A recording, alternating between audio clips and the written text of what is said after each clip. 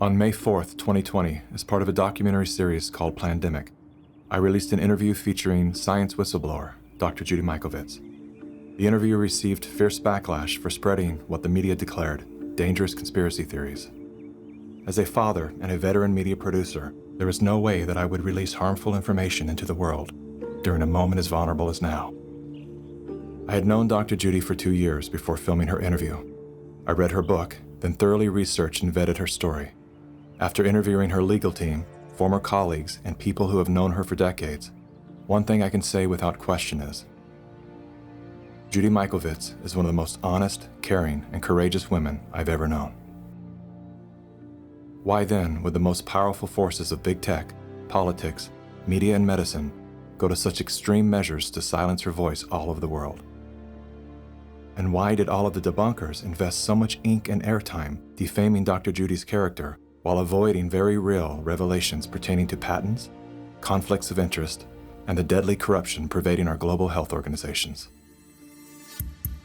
To get to the bottom of these questions, as well as many others, I've spent the last several weeks interviewing scholars from all over the world, among them top doctors, distinguished scientists, and Nobel laureates. I also sat down with Dr. Judy for a follow-up interview and to give her the opportunity to respond to critics. You can see that full interview on the Plandemic website. While you're there, make sure to dive down the rabbit hole, where you'll find additional videos, documents, and scientific studies that support the claims and perspectives put forth in the Plandemic series. Here are a few highlights from my follow-up interview with Dr. Judy. What do you have to say to the people who have tried to minimize your involvement with HIV by stating that you were at the bottom of the totem pole, 13th author of a 13-member group of scientists? Well, the 13th author is the senior author, so that means they're the most important author. Why did you agree to retract your own XMRV paper? The paper was actually force retracted. I was actually being held in jail. You told me that you had financial offers to remain silent.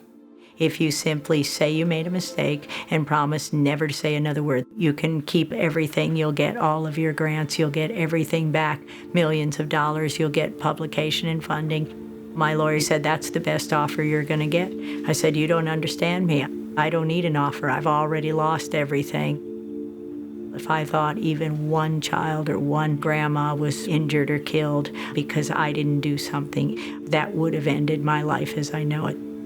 There was no money you could ever pay me to get me to cover this up. I will never stop telling the truth.